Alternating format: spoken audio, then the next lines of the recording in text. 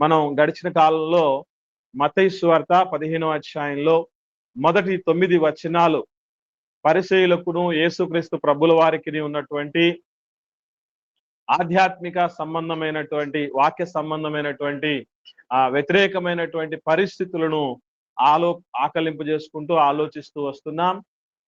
మానవ కల్పిత పారంపర్యాచారాలు, దేవుని వాక్యము, ఈ రెండు కూడా యేసుక్రీస్తు ప్రభుల వారు మరి వివరిస్తూ చెప్పినటువంటి అనేకమైన విషయాలు, సందర్భాలు మొదటి 9 వచనాల్లో మనం చూసాం. ఈ సమయమున 10వ వచనం నుండి 20వ వచనం వరకు ఉన్నటువంటి విషయాలను, అనగా 11 వచనాల్లో ఉన్నటువంటి విషయాలను అసలైన ఆధ్యాత్మిక మలినము అన్నటువంటి టైటిల్ తో మనం నేర్చుకోవచ్చు. అసలైన ఆధ్యాత్మిక మలినము అన్నటువంటి విషయం ఒకసారి నేను చదువుతూ వస్తాను, మీరు జాగ్రత్తగా పరిశీలన చేయండి. మత్తయి సువార్త 15వ అధ్యాయము 10వ వచనం నుండి 20వ వచనం వరకు. జన సమూహములను పిలిచి, మీరు విని గ్రహించుడి, నోట పడునది మనుష్యుని అపవిత్ర పరచదు గాని నోట నుండి వచ్చునదియే మనుష్యుని అపవిత్ర పరచునని వారితో చెప్పెను. అంతటా ఆయన శిష్యులు వచ్చి, పరిసయ్యులు ఆ మాట విని అభ్యంతర పడిరని నీకు తెలియనా అని ఆయనను అడుగగా, ఆయన, పరలోకమందున్న నా తండ్రి నాటని ప్రతి మొక్కయు పెళ్లగింపబడును, వారి జోలికి పోకండి. వారు గ్రుడ్డివారై ఉండి గ్రుడ్డివారికి త్రోవ చూపువారు, గ్రుడ్డివాడు గ్రుడ్డివానికి త్రోవ చూపిన ఎడల వాళ్ళిద్దరూ గుంటలో పడుదురు గదా అనను. అందుకు పేతురు, ఈ ఉపమాన భావము మాకు తెలుపుమని ఆయనను అడుగగా, ఆయన, మీరును ఇంతవరకు అవివేకులై ఉన్నారా? నోటిలోనికి పోవునదంతయు కడుపులో పడి బహిర్భూమిలో విడవబడును గాని నోట నుండి బయటికి వచ్చినవి హృదయములో నుండి వచ్చును, ఇవే మనుషుని అపవిత్ర పరచునని మీరు గ్రహింపరా? దురాలోచనలు, నరహత్యలు, విచారములు, వేశ్యాగమనములు, దొంగతనములు, అబద్ధ సాక్ష్యములు, దేవదూషణలు హృదయములో నుండియే వచ్చును. ఇవే మనుషుని అపవిత్ర పరచును గాని చేతులు కడుగు కొనక భోజనము చేయుట మనుషుని అపవిత్ర పరచదు అని చెప్పెను. ఇక్కడ మొదటి 9 వచనాల్లో 15వ అధ్యాయంలో యేసుక్రీస్తు ప్రభుల వారు స్పష్టంగా పరిసయ్యులు కల్పించిన మానవ కల్పిత పారంపర్యాచారాలను నిరసిస్తూ యేసు ప్రభుల వారు మాట్లాడిన విషయాలు కనబడతాయి మొదటి 9 వచనాల్లో. 10వ వచనం నుండి 20వ వచనం వరకు ఉన్నటువంటి విషయాలు ఆధ్యాత్మిక మలినాన్ని గురించి, ఆధ్యాత్మిక అపవిత్రతను గురించి విశదపరుస్తూ ఉన్నటువంటి విషయాలు ఈ 11 వచనాల్లో ఉన్నటువంటి విషయాలు. ఇకపోతే యేసు ప్రభుల వారు జనసమూహాలకు ఇచ్చినటువంటి పిలుపును జాగ్రత్తగా మనం పరిశీలన చేస్తే, ఆయన అన్నటువంటి మాట, జనసమూహాలను పిలిచి మీరు విని గ్రహించండి అన్నాడు.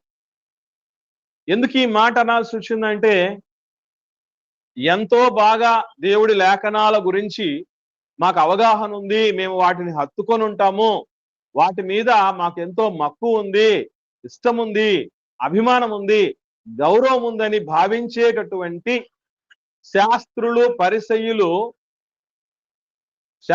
పరిసయ్యులు సైతం ఏం చేయగలిగారు అంటే గ్రహింపు లేని పరిస్థితిలో ఉన్నారు. వారు గ్రహించలేకున్నారు. ఎందుకు గ్రహించలేకపోతున్నారు అని ఆలోచన చేస్తే,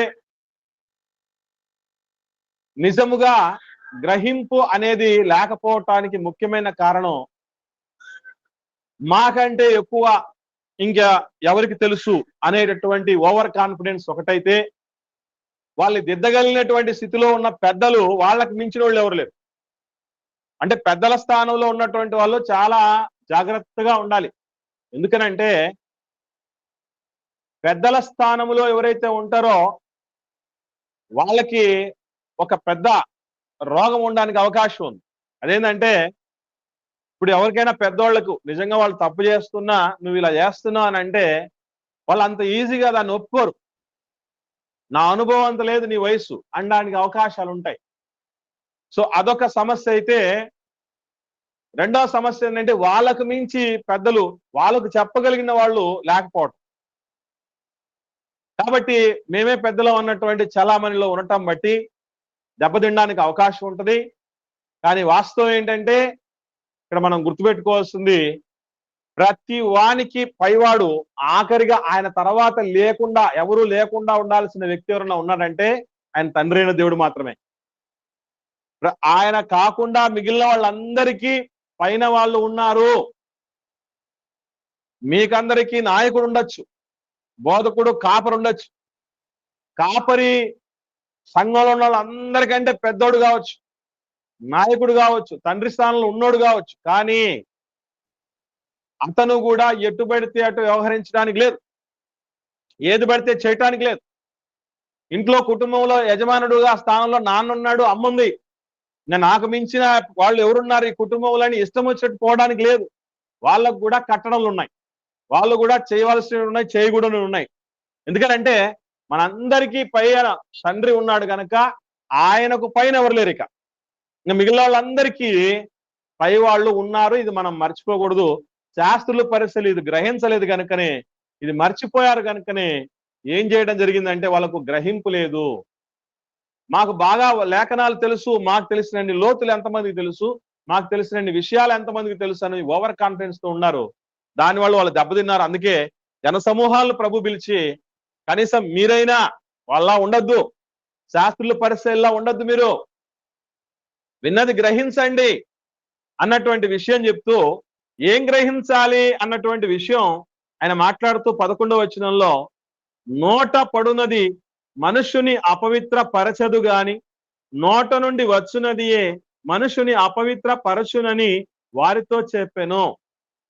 వాస్తవంగా పైన మొదటి వచనం నుండి ఉన్నటువంటి అలిగేషన్ ఏంటి 15వ అధ్యాయంలో అంటే, చేతులు కడుక్కోకుండా భోజనం చేస్తున్నారు యేసుప్రభు శిష్యులు అన్నది. కాబట్టి అపవిత్రమైన చేతులతో భోజనం చేస్తున్నారే అన్నటువంటి ప్రశ్న వాళ్ళు అడగడం జరిగింది. సో దీనికి యేసు ప్రభుల వారి ముందు, మీరు పారంపర్యాచారాల నుంచి బయటికి రండి, దేవుడి ఆజ్ఞ ఏం చెప్తుందో తెలుసుకోండి అని శాస్త్రులు పరిసయ్యులకు నీతిబోధ చేసి తర్వాత ఏం చెప్తున్నాడంటే వివరణ ఇస్తున్నాడు. అసలు అపవిత్రత అంటే దేనిని మనం సీరియస్ గా తీసుకోవాలి, దేనిని అపవిత్రత అంటారు, దేనిని అనరు అన్నటువంటి దాన్ని యేసు ప్రభుల వారు స్వయంగా చాలా స్పష్టంగా వివరిస్తూ చెప్పినటువంటి మాటల్లో, నోట పడునది మనుషుని అపవిత్ర పరచదు అన్నాడు, నోట నుండి వచ్చేదే మనుషుని అపవిత్ర పరుస్తుంది అన్నాడు. ఈ మాటలు ఇంకా వివరణ క్లారిటీగా లేదు. అందుకే ఇక్కడ ఒక ఇంటర్ప్రిటేషన్ వచ్చింది. మధ్యలో ఒక సమస్య ఒకటి ఏంటంటే, 12వ వచనంలో శిష్యులు వచ్చి, పరిసయ్యులు నువ్వు చెప్పిన ఈ మాట విని ప్రభువా అభ్యంతరపడ్డారు అని నీకు తెలుసా అని అడిగారు. కొన్ని సందర్భాల్లో శిష్యుల పరిస్థితులు ఎట్లా ఉంటాయంటే, ఒకసారి యెరూషలేం దేవాలయం గుండా వెళ్లాల్సి వచ్చింది శిష్యులు యేసుప్రభుల వారు. యేసుప్రభుల వారికి శిష్యులు ఏం చెప్తున్నారంటే, ఈ దేవాలయంలో ఉన్నటువంటి విశేషాల గురించి చెప్తున్నాడు. అసలు ప్రభువుకి తెలియదేముంది, ఆ గురువు గారు అయినంత మాత్రం చేత మాకు కొంచెం అనుభవాలు ఉన్నాయి, మాకు కొంచెం ఐడియా ఉంది, ఆయనకు కొంచెం ఐడియా లేదు. మహా అంటే వాక్యం గురించి తెలుసు, ఆ బైబిల్ గురించి తెలుసు, దేవుడి గురించి తెలుసేమో కానీ మరి మిగిలిన విషయాలు, ఈ లోక సంబంధమైన విషయాలు, యెరూషలేముకు సంబంధించిన విషయాలు మాకే బాగా తెలుసు అనుకున్నారేమో. యేసు ప్రభువు చెప్పడం మొదలు పెడుతున్నారు. అంత మాత్రం కాకుండా ఇక్కడ కూడా నువ్వు మాట్లాడిన మాటతో పరిసయ్యులు అభ్యంతరపడ్డారు ప్రభువా, వాళ్ళు బాధపడుతున్నారు, వాళ్ళు కోపపడుతున్నారు, వాళ్ళు వ్యతిరేకంగా ఆలోచన చేస్తున్నారు అన్న విషయం నీకు తెలుసా అని ప్రభువుని అడిగినప్పుడు, ప్రభువుకు ఉన్నటువంటి సంయమనం, ఆయనకున్న గొప్ప గుణం ఏంటంటే, ఏంట్రా నాకు తెలియదని మాట్లాడతారు, నేను ఎవరో తెలుసా మీకు, అసలు నా సంగతి ఏంటో తెలుసా మీరు, అసలు ఈ విషయాలు ఏం మాట్లాడలే. మీరు బాగా గమనిస్తే వెంటనే శిష్యులను శాంతపరుస్తూ ఏమని చెప్పాడంటే 13వ వచనంలో, పరలోకమందున నా తండ్రి నాటని ప్రతి మొక్క పెళ్ళగించబడుతుంది అన్నాడు. యేసు ప్రభుల వారు నా తండ్రి నాటని మొక్క అంటే మొక్క గురించి మాట్లాడుతూ పెళ్లగించబడుతుంది అని చెప్పినటువంటి ఈ రెండు పోలికలకు రెండు అర్థాలు ఉన్నాయి. మొట్టమొదటిది మొక్క అంటే ఇక్కడ అర్థం ఏంటంటే మానవ కల్పిత పారంపర్యాచారాలు. ఇక్కడ మాట్లాడుతున్న సందర్భం పారంపర్యాచారాల గురించే మాట్లాడుతున్నాడు ప్రభు. కాబట్టి మొక్క అన్నటువంటి పదానికి అర్థం ఇక్కడ మానవ కల్పిత పారంపర్యాచారాలు అనేది ఒకటి వస్తే, రెండవది శాస్త్రులు పరిసయ్యులు అన్నటువంటి వాళ్ళని కూడా పరలోకమందున్న తండ్రి నాటని మొక్కలుగా పోల్చినట్టుగా మనకు అర్థమవుతుంది. ఇక రెండవది ఏమిటి అంటే పెళ్లగించబడటం.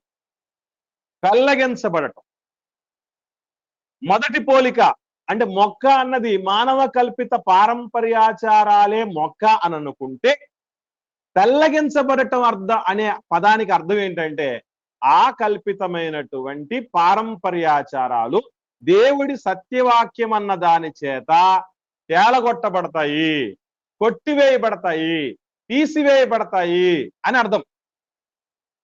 అంటే మొదటి పోలికను బట్టి ఆలోచన చేస్తే మొక్క అంటే మానవ కల్పితమైనటువంటి పద్ధతులు అని అనుకుంటే, కొట్టివేయబడడం లేదా పెళ్లగించబడటం అంటే అర్థం ఏంటంటే అవి సత్యవాక్యం వచ్చినప్పుడు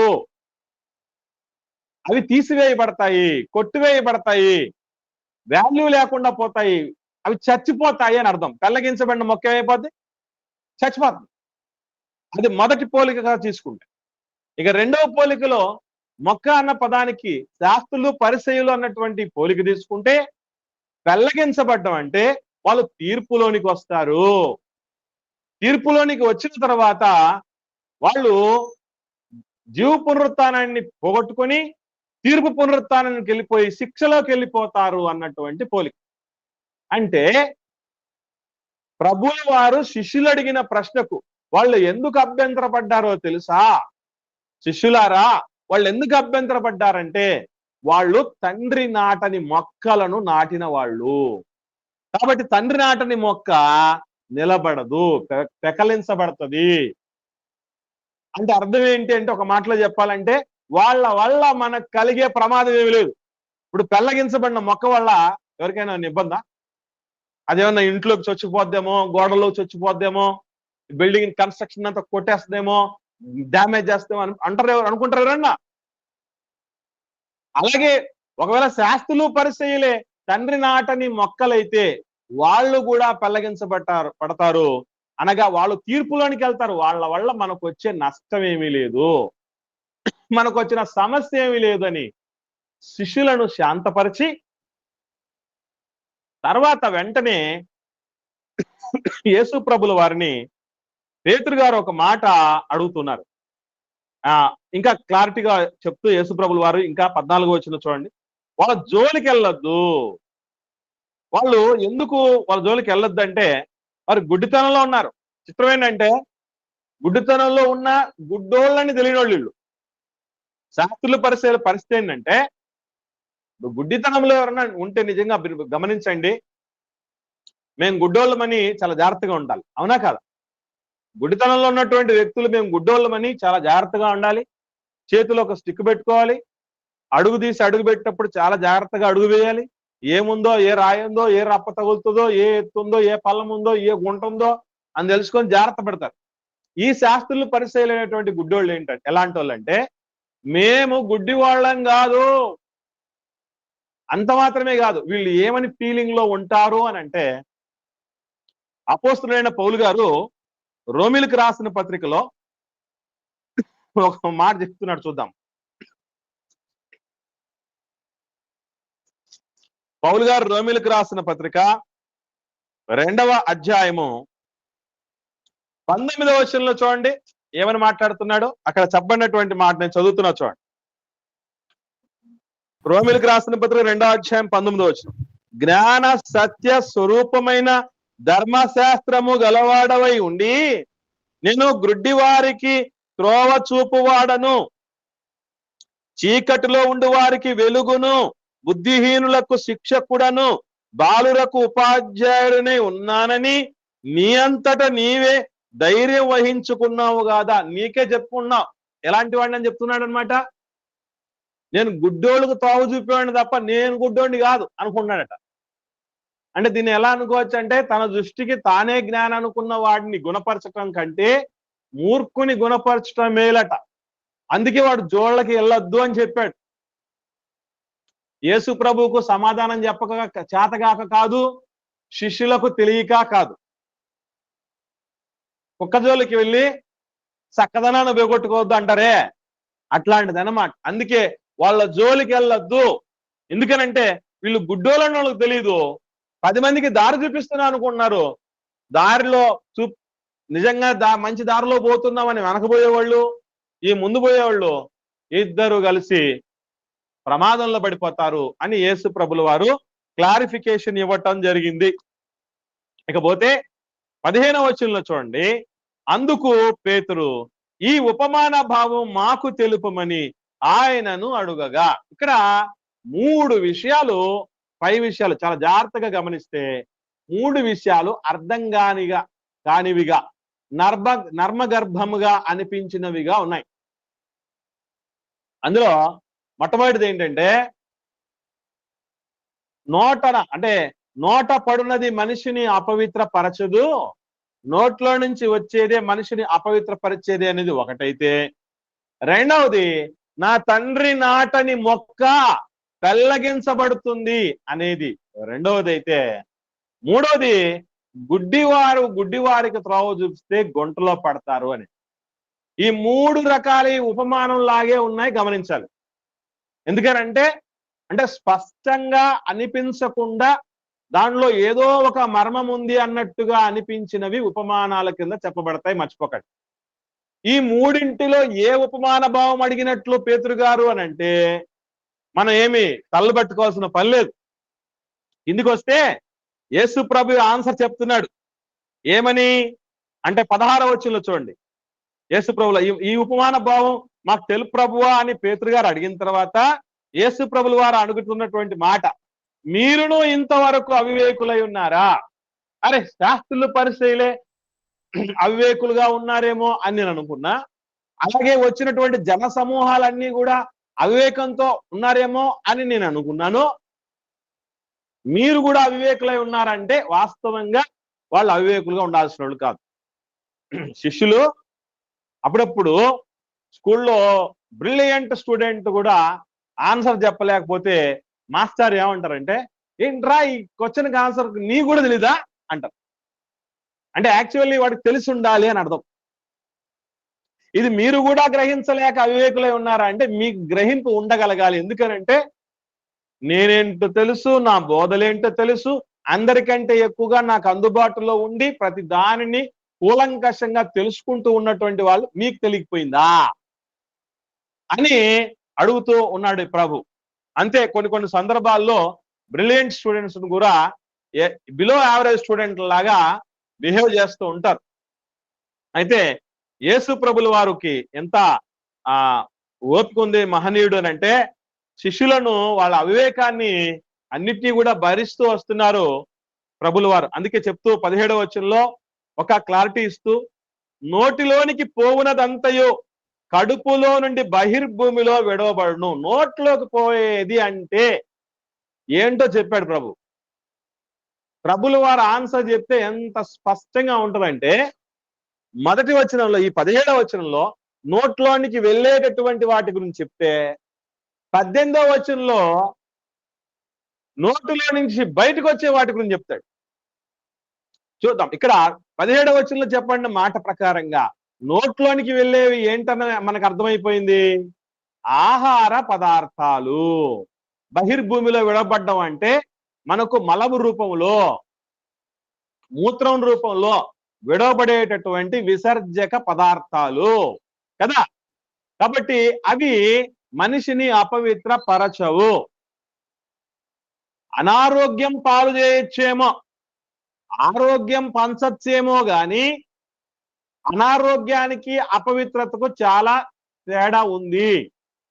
అనారోగ్యం అనేటటువంటిది శరీరానికి సంబంధించింది, అపవిత్రత అనేది హృదయానికి లేదా ఆత్మకు సంబంధించింది.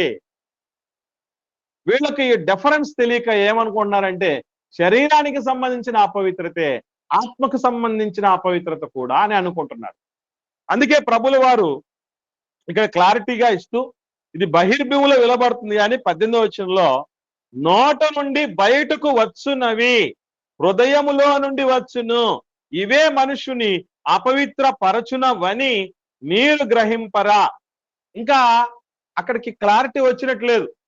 అంటే మనకు 17వ వచనంలో బహిర్భూమిలో విడవబడతాయని చెప్పిన ఒక స్పష్టమైన విషయంతో మనకు అర్థమైంది. నోట్లోకి వెళ్ళేవి ఏంటి అంటే అవి ఆహార పదార్థాలేని.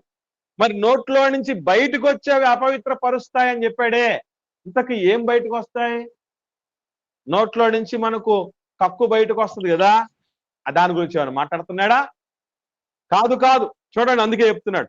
దురాలోచనలు, నరహత్యలు, వ్యభిచారాలు, వేశ్యాగమనాలు, దొంగతనాలు, అబద్ధ సాక్ష్యాలు, దేవదూషణలు హృదయములో నుండి వచ్చును ఇవే మనుషుని అపవిత్ర పరుస్తాయి అన్నాడు. అంటే ఇక్కడ మీరు గమనించాల్సినటువంటి రెండు ప్రాముఖ్యమైన విషయాలు మీకు ఇదివరకే చెప్పాను. ఆన్లైన్లో ఉన్న వాళ్ళు కానీ సంఘంలో ఉన్న వాళ్ళు కానీ ఓ మాట చెప్పండి. 10 ఆజ్ఞలు ఉన్నాయి కదా మనకి. 10 ఆజ్ఞలను 2 విధాలైన ఆజ్ఞలుగా విడదీయొచ్చు. ఎవరికైనా ఐడియా ఉందా? ఆన్లైన్లో ఉన్న వాళ్ళకి కానీ సంఘంలో ఉన్న వాళ్ళకి కానీ ఆల్రెడీ చెప్పాను, నేను సంఘంలో కూడా చెప్పాను. నా దేవునికి మనకున 2 రకాలైనటువంటి ఆజ్ఞలు చెప్పండి అమ్మా.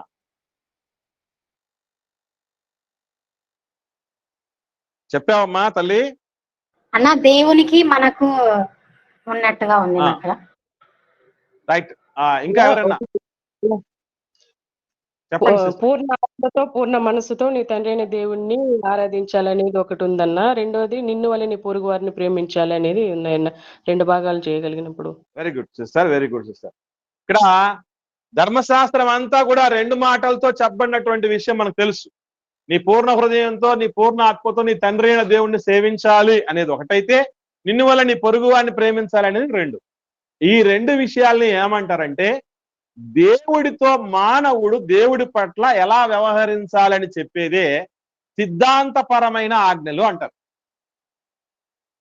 దేవుడి విషయంలో మానవుడు ఏం వ్యవహరించాలి, ఏది నెరవేర్చాలి అనేది సిద్ధాంతపరమైన ఆజ్ఞలు అంటారు.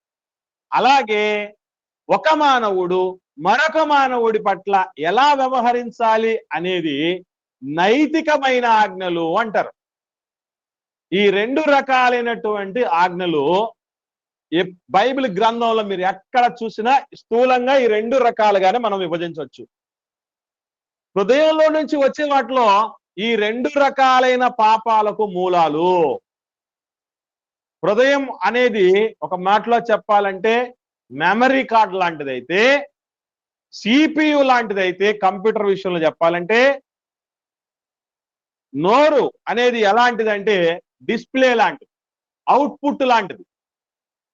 ఎలాగైతే మనం సిపియు ఉన్నదాన్ని డిస్ప్లేలో చూస్తామో, ఎలాగైతే మెమరీ కార్డులో ఉన్నదే వీడియో రూపంలో ఆడియో రూపంలో వస్తుందో, అలాగా మానవుడి యొక్క హృదయంలో స్టోర్ అయినటువంటివే బయటకు వస్తాయి అనేటటువంటి విషయం ప్రభు చెప్తున్నాడు. విషయం ఇంకా క్లారిటీగా మనం ఆలోచన చేస్తే, కొండ మీద ప్రసంగంలో హృదయంలో నుంచి వచ్చే అపవిత్రతల గురించే యేసు ప్రభుల వారు ఎక్కువ చెప్తాడు. ఎందుకంటే కొన్ని సందర్భాలు మీకు ఎలా ఉంటాయంటే, ఒక స్త్రీని మోహపు చూపుతో చూసేవాడు చూపును బట్టి ప్రారంభంలో ఈ కళ్ళ నుంచి కాదు వచ్చింది ఆ తప్పు, ఆ పాపపు ఆలోచన ఎక్కడి నుంచి వచ్చిందట? హృదయంలో నుంచి వచ్చింది. అందుకే హృదయమందు వ్యభిచారం చేసినాడు అని అంటాడు. ఇంకా చెప్పాలంటే నువ్వు ఎక్కడైనా సరే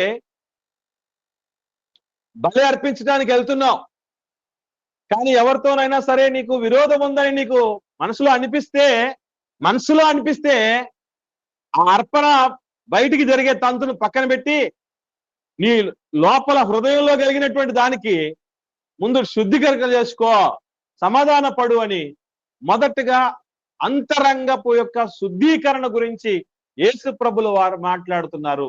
ఎప్పుడైతే హృదయం అనేది శుద్ధిగా లేకుండా ఉంటుందో అప్పుడే అది అయిపోతుంది, లేదా అపరిశుద్ధత వైపు వెళుతుంది, అపవిత్రత వైపు వెళుతుంది.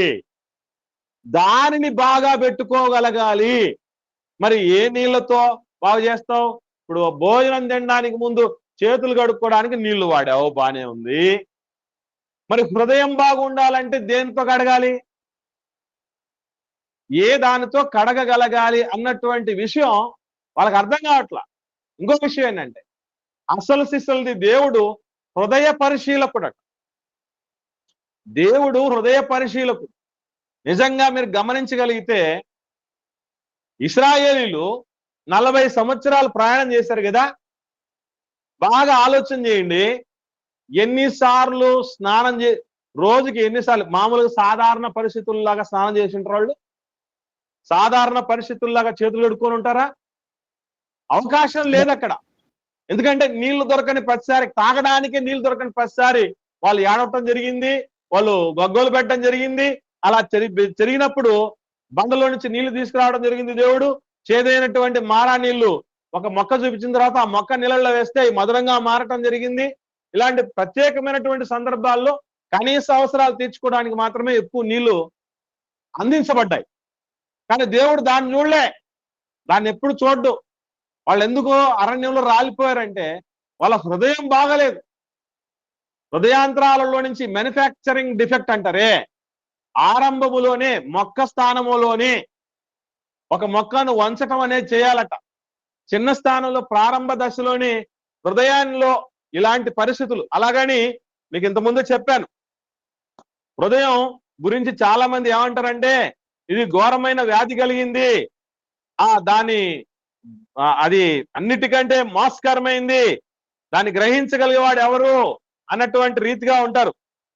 దీన్ని బట్టి మనం చూస్తే ఇంతకు మానవుడికి హృదయాన్ని పెట్టింది ఎవరు? దేవుడే. కాబట్టి దేవుడి తప్ప దేవుడిది పాపమా అన్నటువంటి విషయం మనం ఆలోచన చేస్తే, దేవుడు హృదయాన్ని ప్రారంభం నుంచి ఇది మనం ఎలాగైతే వేశ్యాగమనాలు, దొంగతనాలు, అబద్ధ సాక్ష్యాలు, దేవదోషాలు ఇవన్నీ వచ్చేస్తాయి అని చెప్పినటువంటి మాటలు ఏవైతే ఉన్నాయో, ఈ పాప పంకిలంగా ఉండే విధంగా, ఘోరమైన వ్యాధి కలిగిన విధంగా, మోసకరమైన విధంగా దేవుడు పుట్టించలేదు. ఎలా పుట్టించగలిగాడు అనంటే, ఒకసారి సామెతల గ్రంథం చూడండి.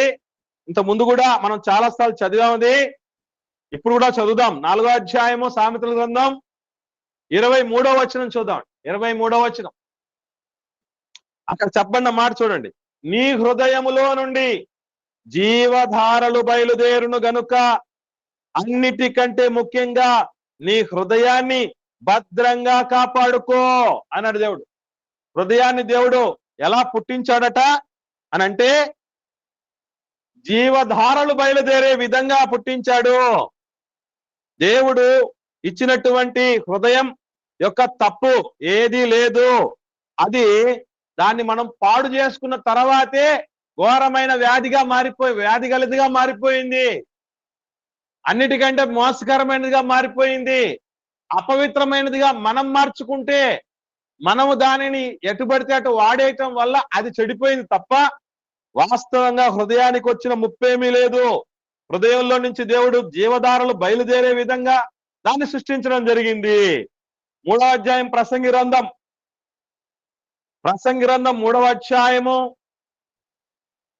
మనం చూడగలిగితే 11వ వచనంలో చాలా అద్భుతమైనటువంటి విషయం దేవుడు చెప్తున్నాడు.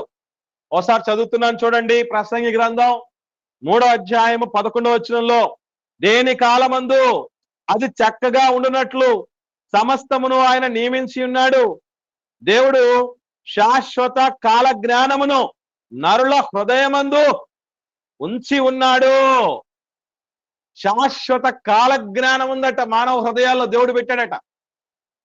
దేవుడు ప్రారంభంలో నుంచి ఈ వేశ్యాగమనాలు, ఈ అపవిత్రమైనవి, ఈ పాపంకిలమైనటువంటివి, ఘోరమైన వ్యాధి కలిగినవి, మోసకరమైనవి పెట్టలే. మనం తెచ్చిపెట్టుకున్నాం. మనం కాపాడుకోక వదిలిపెట్టడం వల్ల, వాటికి కళ్ళెం వేయకపోవటం వల్ల, వాటిని అదుపులో పెట్టుకోకపోవటం వల్ల హృదయాన్ని అవన్నీ వచ్చి తిష్ట వేసుకున్నాయి. మర్చిపోకూడదు.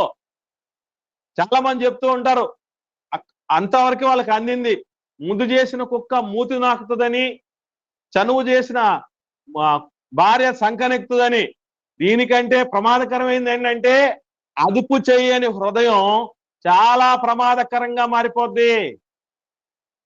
ఎంత అపవిత్రంగా మారిపోద్ది అంటే అన్నిటికీ అంకురార్పణలు అక్కడే జరుగుతాయి. ఒక్క మర్రి విత్తనంలో ఇప్పుడు ప్రపంచవ్యాప్తంగా world record, Guinness book of world record పొందినటువంటి తిమ్మమ్మ మర్రిమాను ఒకప్పుడు ఎక్కడ ఉండేది? ఒక చిన్న విత్తనంలో ఉండేది. ఆ విత్తనములో నుంచే ఎకరాలు ఎకరాలు విస్తరించినటువంటి చెట్టు ఎట్లాగైతే వచ్చిందో, మానవ హృదయం అనే విత్తనములో నుంచే ఈ భయానకమైనటువంటి వాటన్నిటినీ మనం తెచ్చుకోవచ్చు.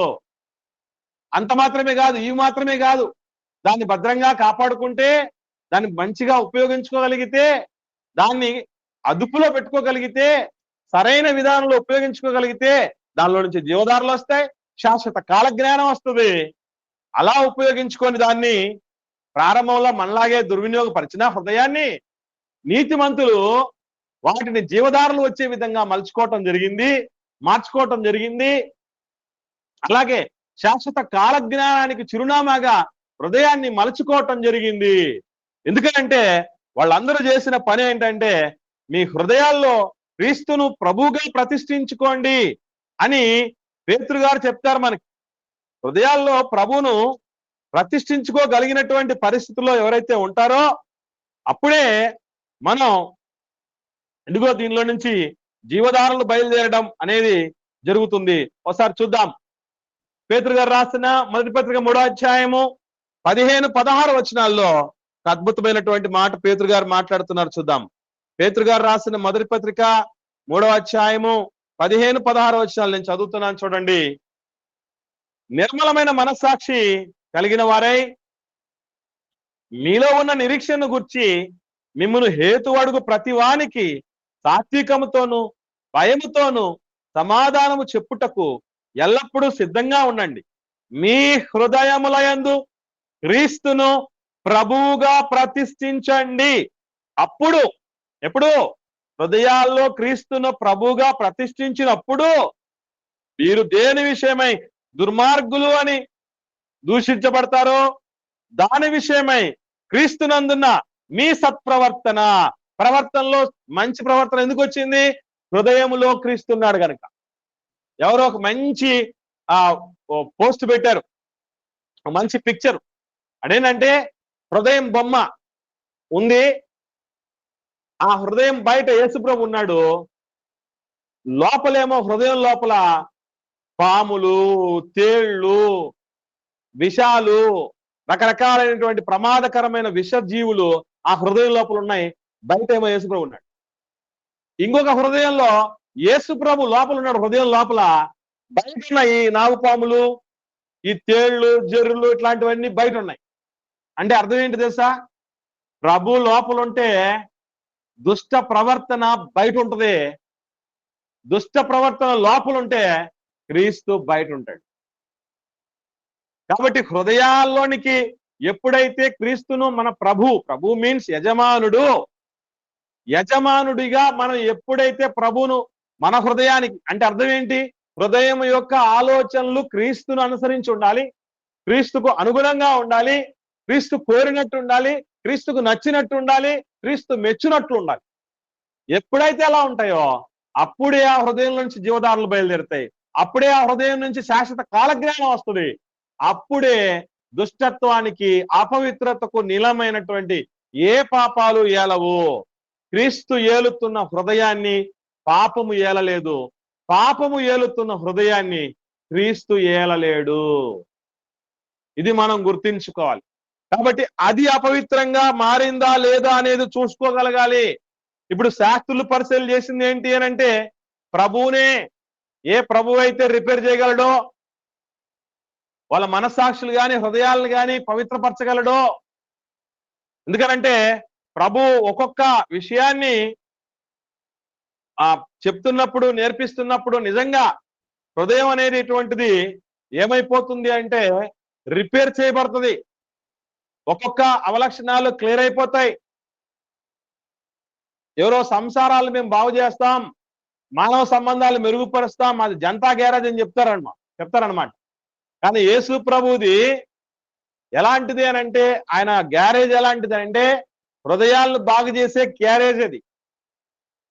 మానవ హృదయాల్లో నుంచే ఏవైనా సరే మంచైనా చెడైనా పుడితే ఆ పుట్టే చోటే, ఈ పుట్టే చోటును ఎలా చెప్పొచ్చు అని అంటే ఇప్పుడు దేశమంతా ప్రవహించేటటువంటి ఈ గంగా నది లాంటివి జీవనదులు అని చెప్తారే, ఆ జీవనదులుగా పుట్టిన ప్రదేశం ఒక చోట ఉంటుంది.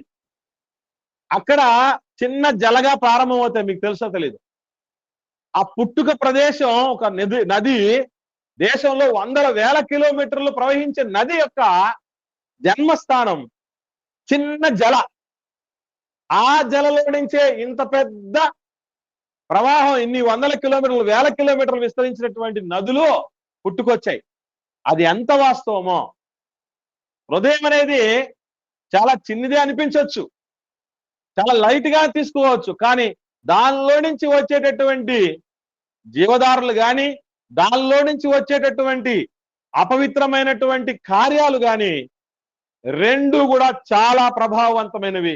ఒక మాటలో చెప్పాలంటే మన భవిష్యత్తును, తుదిశ్వాస విడిచిన తర్వాత మన భవిష్యత్తును నిర్ణయించేది శాశ్వతమైన శిక్షక, శాశ్వతమైన రక్షక అని నిర్ణయించేది మన హృదయమే. కాబట్టి ఈ హృదయంలో ఒకనాడు శాస్త్రులు పరిచయలని, మాకే లేఖనాలు బాగా తెలుసని, మాకే వాక్యం బాగా తెలుసని ఎవరైతే భ్రమపడుతున్నారో, ఎవరైతే ఓవర్ కాన్ఫిడెన్స్ తో ఉంటున్నారో వాళ్ళు ప్రభువుని స్వీకరించలేకపోయారు. యేసు ప్రభువుని ప్రభువుగా ప్రతిష్ఠించుకోలేకపోయారు హృదయంలో. అందుకే వాళ్ళల్లో ఈ రెండు రకాలైనటువంటి ఆజ్ఞలు, అంటే దైవికమైనటువంటి ఆజ్ఞల విషయంలో తప్పు చేశారు వాళ్ళు, అలాగే మానవ సంబంధాల విషయంలో కూడా పొరపాటు చేశారు. అందుకే హృదయం నిండా ఏం చేసుకోవాలన్నాడు దేవుడు అంటే వాక్యము నింపుకోవాలి అంటాడు. హృదయములో క్రీస్తు వాక్యము సమృద్ధిగా ఉండాలి, లోపల నాటబడి ఆత్మలను రక్షించుటకు శక్తిగల వాక్యాన్ని సాత్వికంతో అంగీకరించాలి అంటాడు కదా, మనకు తెలుసు. కాబట్టి హృదయంలో క్రీస్తు వాక్యము సమృద్ధిగా మనం ఎప్పుడైతే నివసింపజేసుకుంటామో అప్పుడు 100% వాక్యం అనేది అగ్ని లాంటిది. అగ్ని అంటే పవిత్రతకు చిహ్నం. పవిత్రంగా ఉండడానికి యెహోవా వాక్యము, యెహోవా ధర్మశాస్త్రము పవిత్రమైనది. అది మట్టి మూసలో 7 మారులు కరిగి ఊదిన వెండి అంత పవిత్రాలని చెప్తాడు. కాబట్టి పవిత్రమైన దేవుడి వాక్యం హృదయాంతరాలలో ఉండగలిగితే తప్పనిసరిగా ఎవరి అడుగులు జారవు. కీర్తనాకారుడు అంటాడు కదా మంచి మాట. ఒకసారి ఈ మాట చూసుకొని మనం ముగించుకుందాం. 37వ కీర్తన 31వ వచనంలో ఒక మంచి మాట ఉంది, చూద్దాం. 37వ కీర్తన 31వ వచనం, వారి దేవుని ధర్మశాస్త్రము వారి హృదయములో ఉన్నది, వారి అడుగులు జారవు అన్నాడు. చూడండి. సో దేవుడి ధర్మశాస్త్రం ఎప్పుడైతే హృదయంలో మనం నింపుకున్నాం, హృదయంలో ఉన్నాయంటే గుర్తుపెట్టుకోండి. చాలా మందికి ఇది కూడా, దాని గురించి కూడా స్పష్టత తెలీదు. హృదయంలో దేవుడి వాక్యం నిండుందా లేదా అంటే ఏ పరిస్థితికైనా ఆలోచన చేస్తున్నప్పుడు వాక్యానుసారమైన ఆలోచన, ఓ పని చేస్తున్నప్పుడు వాక్యం సపోర్ట్ చేసే వాక్యానుసారమైనటువంటి పని అయి ఉంటది. అది అంటే ఒక్క మాటలో చెప్పాలంటే మనం ఎట్లాగైతే ప్రతి పనిని చక్కబెట్టుకోవటానికి మన బ్యాంకు బ్యాలెన్స్ లో ఉన్న డబ్బులు వాడుకుంటామో, ఇల్లు కట్టుకోవాలన్నా, సరుకులు తెచ్చుకోవాలన్నా, మన అవసరాలు తీర్చుకోవాలన్నా, మనం సంతోషంగా ఉండాలన్నా, ఎలాగైతే మన బ్యాంకు బ్యాలెన్స్ లో ఉన్నది వాడేస్తూ ఉంటామో దానికి అలాగే హృదయములో నింపబడినటువంటి దేవుడి వాక్యం మన ఆధ్యాత్మిక బ్యాంక్ బ్యాలెన్స్. దాన్ని ప్రతి అవసరతకు దాన్ని వాడుతూ ఉండాలి. అంటే ఆలోచన చేసినా, ఓ పని చేసినా, ఓ కార్యాన్ని తలబెట్టినా, ఓ మాట మాట్లాడినా అది వాక్యానికి అనుగుణంగా ఉండాలి. అప్పుడే హృదయంలో వాక్యం ఉంది అని అర్థం. అప్పుడే మనము హృదయములో అపవిత్రత, కల్మషము ఇవి లేకుండా ఉంటాం, ఘోరమైన వ్యాధి లేకుండా ఉంటాం, మోసకరమైన స్థితిలో లేకుండా ఉంటాం. ఎప్పుడైతే హృదయంలో ఈ ప్రాబ్లమ్స్ ఉండవో బయట వచ్చే మాట బాగుంటుంది, చేసే పని బాగుంటుంది, అన్ని బాగుంటాయి. కాబట్టి ఫస్ట్ ఆఫ్ ఆల్ సిపియుని క్లియర్ చేసుకో అంటున్నాడు దేవుడు. మెమరీ కార్డులో ఏముందో ముందు దాన్ని ఎరేజ్ చేయి. ఏమంటారు, ఎప్పుడన్నా మొబైల్ సరిగా పని చేయకపోతే దాన్ని ఏం చేయాలంటారు, ఏదో మాట ఉంది, అది మొత్తం అంతా టోటల్ గా సర్వీస్ చేసి తీసేస్తారు. చూసారా, మెమరీ అంతా తీసేస్తారు. ఫార్మాట్ చేయటం అంటారు. అంటే దేవుడు హృదయాన్ని ముందు ఫార్మాట్ చేసుకోరా నాయన అని చెప్తున్నాడు. అంటే ఫార్మాట్ చేసుకోవటం అన్నది ఒక్కసారి మనం అంటే మన వల్ల కానప్పుడు దేవుడు ఏమంటాడంటే, రిపేర్ సెంటర్ కన్నా రా, మొబైల్ మరాయిస్తుంది, ఏం చేస్తాం, మన ప్రయత్నం చేస్తాం, కుదరకపోతే రిపేర్ చేసేవాడు తర్వాత. కాబట్టి రిపేర్ సెంటర్కి రా, బాగుపడతాం అని దేవుడు మనకు పిలుపునిస్తున్నాడు పిల్లలు. కనుక ఇది అసలైనటువంటి మాలిన్యం, అసలైనటువంటి ఆధ్యాత్మిక మాలిన్యం. దాన్ని దూరపరచుకోవటానికి మానవులంగా మనం ప్రయత్నపడాలి తప్ప అపవిత్రత అనేది చేతులు కడుక్కోకుండా భోజనం చేయటం వల్ల రాదు. అంటే ఇక్కడ ఇప్పటికీ మనం గుర్తుపెట్టుకోవాల్సిన విషయం, ఇంతకు చేతులు కడుక్కొని భోజనం చేస్తే తప్ప కానే కాదు.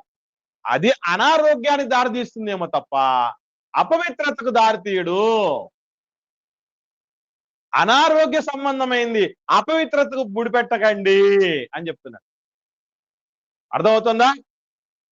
జుట్టుకి మోకాలకి ముడేయద్దు, ఎందుకంటే ఎప్పటికీ మోకాలకు జుట్టుకు ముడే పడదు. అదే చెప్తున్నాడు దేవుడు. కనుక ఇది అసలైనటువంటి మాలిన్యం. ప్రియులారా, యేసు ప్రభుల వారు అటు మానవ కల్పిత పారంపర్యాచారాలను రూపుమాపుతూ, మరోవైపు అసలు శిష్యులైన అపవిత్రత ఎక్కడ ఉన్నదో, దేన్ని అపవిత్రత అనకూడదో అన్నటువంటి విషయాల్ని చాలా స్పష్టంగా చెప్తూ వచ్చాడు ప్రభు. అందుకే ఆయన్ను మించిన బోధకుడు ఈ ప్రపంచంలోనే లేరు అని ఎందుకంటామంటే, ఇలాంటి అద్భుతమైనటువంటి రీతిగా ఎక్కడ మానవుడు తప్పుటడుగేస్తున్నాడు అనేది చాలా స్పష్టంగా తెలియపరుస్తాడు.